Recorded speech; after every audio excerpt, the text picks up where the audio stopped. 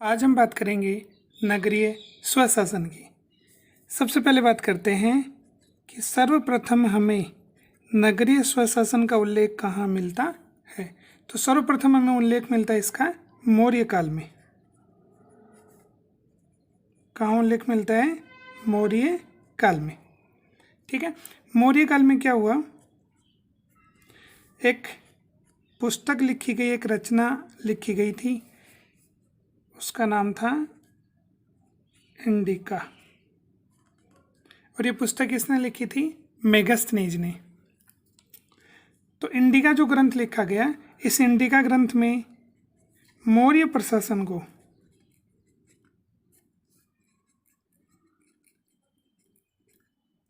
मौर्य प्रशासन को 7 भागों में विभाजित किया गया था।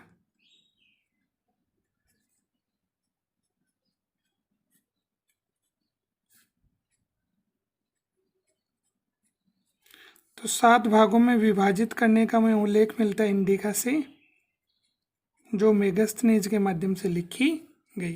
तो सर्वप्रथम नगरीय स्वशासन का उल्लेख हमें कहाँ मिलता है? मौर्य काल में। अब बात कर लेते हैं भारत की। भारत के संदर्भ में अगर हम इसको लें तो भारत में सर्वप्रथम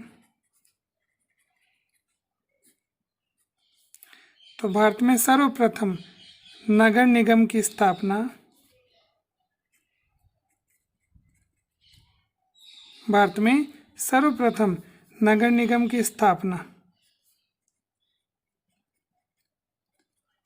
कब और कहाँ पर की गई? तो नगर निगम की स्थापना हुई थी भारत में सर्वप्रथम 1687 में, और ये कहाँ पर की गई थी?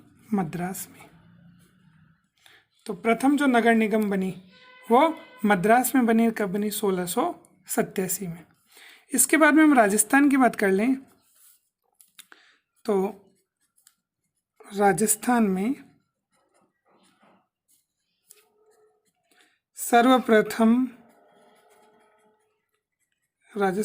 सर्वप्रथम नगर पालिका कहाँ पर बनी? तो राजस्थान में सर्वप्रथम नगर पालिका की जो स्थापना थी वो माउंट आबू में हुई और 1864 में हुई। तो 1864 और कहाँ पर? माउंट आबू में। तो इस प्रकार से हम देखें तो सर्वप्रथम भारत में नगर निगम की स्थापना मद्रास में 1687 में हुई। राजस्थान में सर्वप्रथम नगर पालिका की स्थापना 1864 में कहाँ पर हुई? माउंट आबू में। अब हम बात करते हैं कि किस प्रकार से संवैधानिक दर्जा या कानूनी दर्जा नगरीय संस्थाओं को प्राप्त हुआ। तो संवैधानिक दर्जे की हम बात करें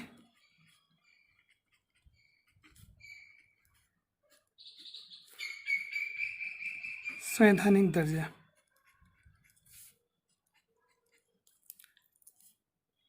कि नगरीय संस्थाओं को संवैधानिक दर्जा किस प्रकार से प्राप्त हुआ। तो देखो, राजीव गांधी के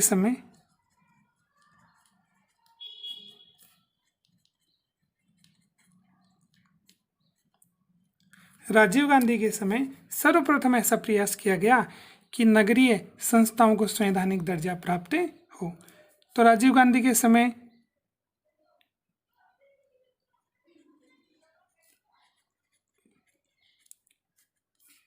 पैंसठवां, तो 64वां तो किसके लिए प्रस्तुत किया गया था?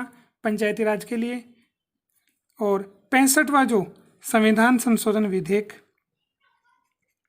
65वां संविधान संशोधन विधेयक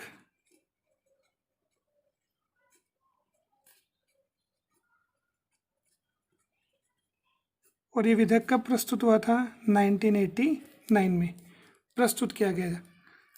और ये विधेयक लोकसभा में तो पास हो गया,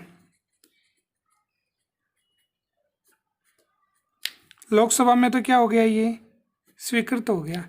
राज्यसभा में ये विधेयक पास नहीं हो पाया। और राज्यसभा में जब ये विधेयक पास नहीं हुआ तो संवैधानिक संशोधन नहीं हुआ, तो संवैधानिक दर्जा प्राप्त नहीं हो पाया। तो पहला प्रयास तो राजीव गांधी के समय में किया गया। फिर आगे जाकर के देखो, संवैधानिक दर्जा देने के लिए संविधान में 74वां संविधान संशोधन किया गया। 74वां संविधान संशोधन, और ये 74वां संविधान संशोधन कब किया गया था? 1992 में किया गया था। और इसके माध्यम से नगरीय संस्थाओं को कैसा दर्जा प्राप्त हुआ? नगरीय संस्थाओं को संवैधानिक दर्जा प्राप्त हुआ। ठीक है, अब हम बात कर लेते हैं, एक तो संवैधानिक दर्जा प्राप्त हुआ, दूसरा संविधान में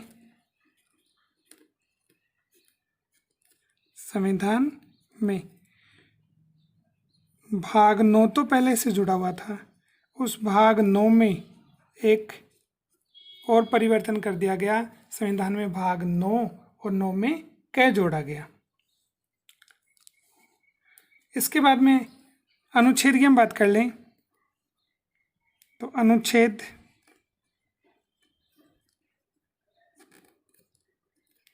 243 और 243 ओ तक तो जो था वो पंचायतों से संबंधित था। ओ के बाद में क्या आता है? पी। तो 243 पी से लेकर के 243 जेड, और जेड के बाद में फिर वापस से A B C D E F G, तो जेड और जेड के बाद में जी, यहाँ तक कुल कितने हो गए? 18। तो 18 जो अनुच्छेद है उसमें उल्लेख मिलता है किसका? नगरीय संस्थाओं का। तो इस प्रकार से देखो, संविधान में 74वां संविधान संशोधन किया गया, 1992 में किया गया था। इसे संवैधानिक दर्जा प्राप्त हुआ किसको? नगरीय संस्थाओं को। और संविधान में भाग 9 तो पहले से जुड़ा हुआ था, इसमें जोड़ा गया भाग 9 के। फिर अनुच्छेद 243 पी से लेकर के अनुच्छेद 243 जेड जी तक हमें नगरीय संस्थाओं का उल्लेख मिलता है। तो संविधान में भाग के अलावा हमने बात की अनुच्छेद की, अब हम बात करते हैं किसकी? अनुसूची की। कि संविधान में नगरीय संस्थाओं को जो संवैधानिक दर्जा प्राप्त हुआ उसका उल्लेख हमें कौन सी अनुसूची में मिलता है? तो हमें 12वीं अनुसूची में इसका उल्लेख मिलता है। और इस 12वीं अनुसूची में कितने विषय का उल्लेख मिलता है नगरीय संस्थाओं से संबंधित? तो 18 विषयों का। तो 18 विषय का उल्लेख हमें 12वीं अनुसूची में मिलता है। अब ये जो संवैधानिक जो सिस्टम था, व्यवस्था थी, वो भारत में कब लागू हुई? तो 1 जून 1993। 1 जून 1993 को 74वां संविधान संशोधन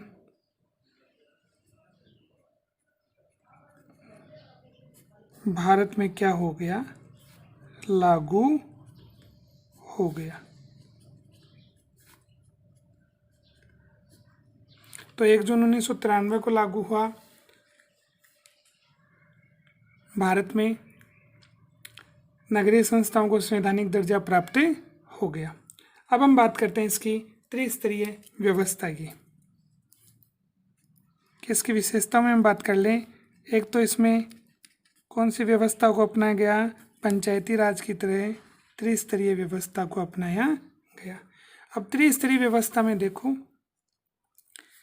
प्रथम की हम बात कर लें जिसमें हम ले लेते हैं नगर पंचायत। तो 74वें संविधान संशोधन में सबसे निचली जो संस्था थी उसे नगर पंचायत के नाम से संबोधित किया गया, लेकिन राज्यों के लिए यह छोड़ दिया गया कि आप इसके नाम बदल सकते हैं। तो यहाँ पर हम अगर राजस्थान की बात करें तो राजस्थान में इस नगर पंचायत को किस नाम से जानते हैं? नगर पालिका के नाम से जानते हैं। तो राजस्थान में इसे नगर पालिका।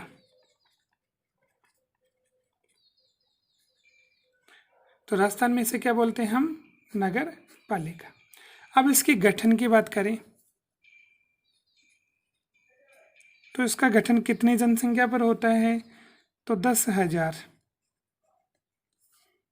10,000 से लेकर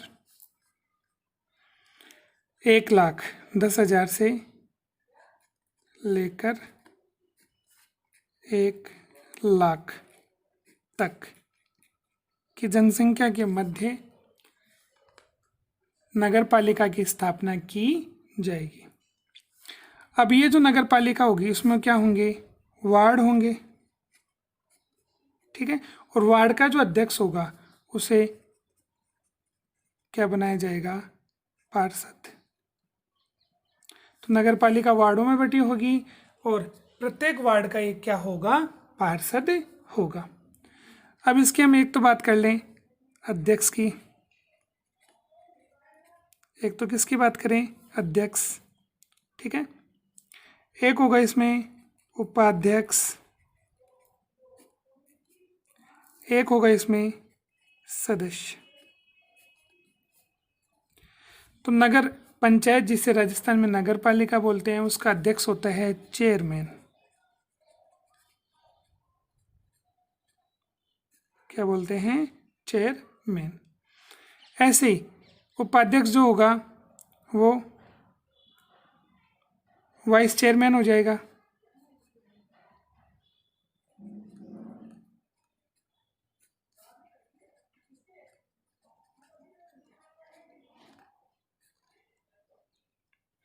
और सदस्य जो होगा वो कौन हो जाएगा? पार्षद। अब अगर हम इसके चुनाव की बात करें तो चुनाव में देखो, जो भी सदस्य होंगे उन सभी सदस्यों का चुनाव किसके माध्यम से किया जाएगा? जनता के माध्यम से किया जाएगा। तो परिवर्तन बस इतना ही है कि सभी सदस्य किसके माध्यम से चुने जाएंगे? जनता के माध्यम से चुने जाएंगे। फिर ये जो पार्षद हैं जिनको हम सदस्य बोलेंगे, ये पार्षद अपने में से एक को तो चेयरमैन चुनेंगे, दूसरे को हो सके तो वाइस चेयरमैन। तो अपने में से, पार्षद में से ही बहुमत के आधार पर चेयरमैन को चुना जाएगा। तो ये तो हो गया नगर पंचायत। अब इसमें एक चीज़ और हम देखें, इनके शपथ की उल्लेख करें।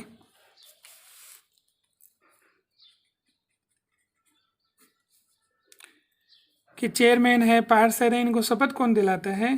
तो शपथ के बारे में उल्लेख है कि शपथ इनको जिला कलेक्टर दिलाते हैं। अब ये अपना त्यागपत्र किसको देते हैं? तो ये अपना त्यागपत्र भी किसे देंगे? जिला कलेक्टर को देंगे। तो जिला कलेक्टर के माध्यम से जो भी नगरीय संस्था में हम बात कर रहे थे, नगर पालिका, उसके अध्यक्ष और सदस्यों को शपथ दिलाई जाती है और ये अपना त्यागपत्र भी जिला कलेक्टर को देते हैं। तो पहली व्यवस्था पढ़ने में हम एक चीज़ और देखते हैं। देखो इसमें गठन की हम बात कर रहे थे। देखो 10,000 से लेकर 1,00,000 तक का उल्लेख मिलता है कि 10,000 से लेकर अगर 1,00,000 तक की जनसंख्या है तो वहाँ पर किसका निर्माण किया जा सकता है? नगर पालिका का निर्माण किया जा सकता है। अब ये जो जनसंख्या का जो आंकड़ा है इस समय के अनुसार क्या हो सकता है? बदल सकता है। तो राज्य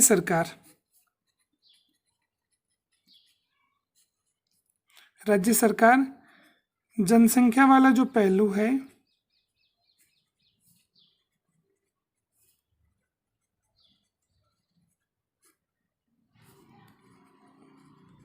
उनको बदल सकती है। तो कई जगह आपको देखने को मिलेगा कि 20,000 से लेकर 1,00,000 है, लेकिन वर्तमान में 10,000 से लेकर 1,00,000 है। ये परिवर्तन कौन करता है? राज्य सरकार। ठीक है। तो समय के अनुसार ये परिवर्तित होता रहता है, राज्य सरकार के माध्यम से किया जाता है। तो एक तो पढ़ा हमने नगर पंचायत, दूसरा हम पढ़ते हैं नगर परिषद।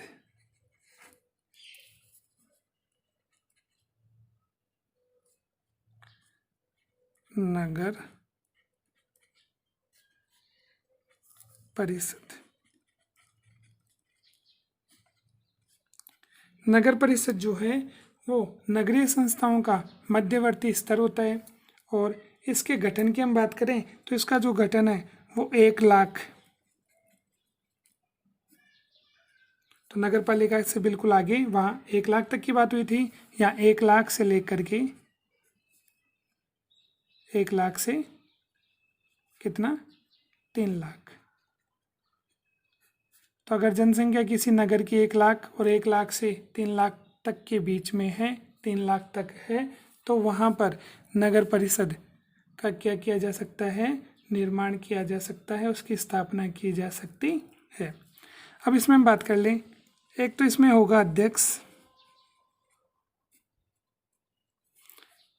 उपाध्यक्ष,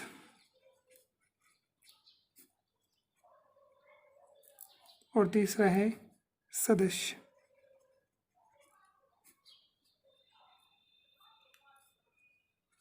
ठीक है, तो यहाँ पर हम अध्यक्ष की बात करें तो नगर परिषद में जो अध्यक्ष होता है उसको क्या बोलते हैं हम, सभापति। ठीक है, उपाध्यक्ष इसमें उप लगा दो तो हो जाएगा उप सभापति। और यहाँ पर सदस्य कौन होगा, सदस्य होगा पार्षद। अब देखो, जैसे हमने नगर पालिका पढ़ा था वैसे यहाँ पर जो सदस्य होगा उसका चुनाव किसके माध्यम से किया जाएगा, उसका चुनाव जनता के माध्यम से किया जाएगा। तो पार्षद को तो कौन चुनेगा, जनता। और ये सभी पार्षद अपने बहुमत के आधार पर एक को चुनेंगे सभापति और एक को क्या चुनेंगे, उपसभापति। तो पार्षद का चुनाव जनता के माध्यम से प्रत्यक्ष रूप से किया जाता है। अब हम बात कर लेते हैं शपथ की और फिर बात करते हैं हम त्याग पत्र की। शपथ जो दिलाई जाती है किसे, सभापति, इन सभी की हम बात कर लें तो इनको शपथ दिलाने का जो काम है वही जिला कलेक्टर का है। ठीक है, और त्यागपत्र का काम भी जिला कलेक्टर का है कि ये त्यागपत्र किसको देंगे, जिला कलेक्टर को, और शपथ कौन दिलाएगा, जिला कलेक्टर। तो दूसरा हमने पढ़ा नगर परिषद या नगरीय परिषद। तीसरा हम ले लेते हैं नगर निगम।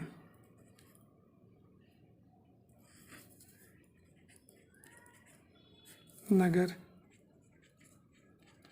निगम, देखो नगर निगम जो होती है वो सर्वोच्च संस्था होती है नगरीय संस्थाओं में, तो सर्वोच्च स्तर है ये। ठीक है, अब नगर निगम का जो गठन है वो 3 लाख से लेकर जितनी भी ऊपर संख्या है, तो 3 लाख से अधिक जितना भी है वहाँ पर नगर निगम की स्थापना की जा सकती है। अब इसके पदाधिकारियों की बात करें तो पदाधिकारियों में देखो, एक तो होता है अध्यक्ष, उस अध्यक्ष को हम क्या बोलते हैं, मेयर या महापौर। अध्यक्ष को हम बोलते हैं मेयर या महापौर। एक होता है उपाध्यक्ष,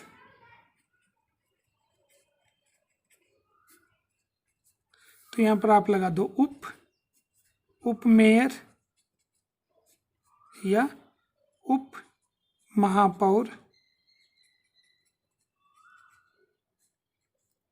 और एक होता है सदस्य, और सदस्य कौन होगा, पार्षद। जैसे अन्य संस्थाओं में हुआ वैसा यहाँ पर होगा। सदस्यों का चुनाव किसके माध्यम से किया जाएगा, तो सदस्यों का चुनाव जनता के माध्यम से किया जाएगा। अब सबसे पहले सदस्य चुने जाएंगे, पार्षद चुने जाएंगे, और ये पार्षद अपने में से बहुमत के आधार पर एक को मेयर और दूसरे को उप मेयर चुनेंगे, तो आधार वही है। अब हम बात कर लेते हैं इनके शपथ की।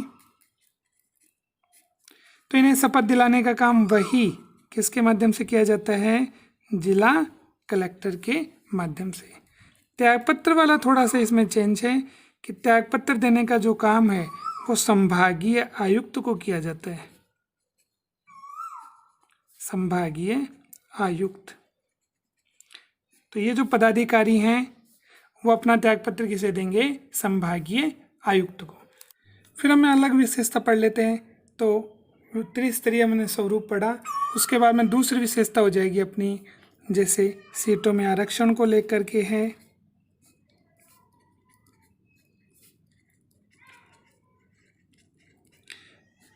तो ये वही है जैसे हमने पंचायती राज में पढ़ा था। महिलाओं की हम बात करें तो महिलाओं को जो आरक्षण दे रखा है नगरीय संस्थाओं में वो कितना दे रखा है? 1/3। ठीक है। इसके अलावा SC और ST की हम बात करें तो SC और ST इनको जो आरक्षण दे रखा है वो उनके जनसंख्या के अनुपात में दे रखा है। ठीक है। तो सीटों में आरक्षण के बाद में हम आगे पढ़ लेते हैं कार्यकाल, कि नगरीय संस्थाओं का कार्यकाल कितने वर्ष होता है। तो हूबहू वैसा ही है जैसे पंचायती राज का है। तो कार्यकाल है 5 वर्ष। अगर बीच में ही नगरीय संस्था भंग हो जाती है तो जो चुनी हुई नई जो नगरीय संस्था है वो बचे हुए समय में कार्य करेगी, और समय पूरा होने वाला है फिर भंग होती है तो फिर अगली जो नवनिर्वाचित जो नगरीय संस्था है वो पूरे 5 वर्ष कार्य करेगी। तो ये हुआ कार्यकाल। फिर बात कर लेते हैं योग्यता की। तो योग्यता में दे रखा है नंबर 1, 21 वर्ष की आयु प्राप्त व्यक्ति होना चाहिए।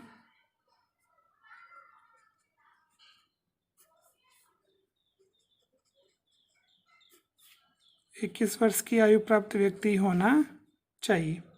इसके अलावा राज्य विधानमंडल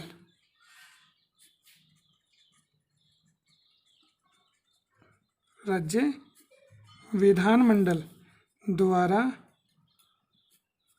बनाई गई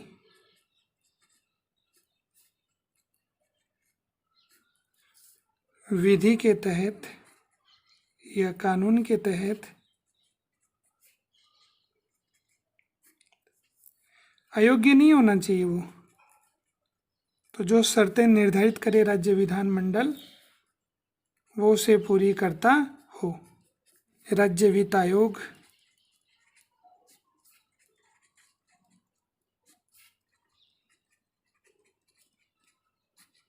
ये राज्य वित्त आयोग का कार्य वही है जो किसका है? पंचायती राज में। पंचायती राज में पंचायतों से संबंधित। ठीक है। अपनी जो रिपोर्ट है किसे देगा? राज्यपाल को। तो राज्य वित्त आयोग का गठन प्रति 5 वर्ष में, तो हर 5 साल पर कौन करता है? राज्यपाल करता है। ठीक है। वर्तमान में कौन सा चल रहा है राजस्थान में? तो राजस्थान में वर्तमान में 5वां वित्त आयोग चल रहा है और जिसके अध्यक्ष ज्योति किरण हैं। तो राज्य वित्त आयोग जो नगरीय संस्था है उससे संबंधित वित्तीय स्थिति की जो रिपोर्ट है वो किसे देगा? राज्यपाल को देगा। और इसमें लास्ट जो चीज़ बच गई वो है राज्य निर्वाचन आयोग।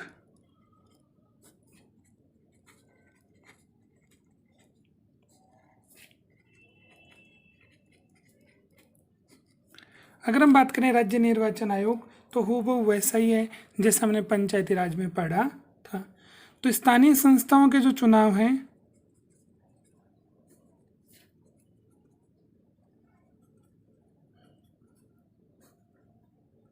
स्थानीय संस्थाओं के जो चुनाव हैं चाहे वो पंचायती राज के हों या फिर नगरीय संस्थाओं के हों,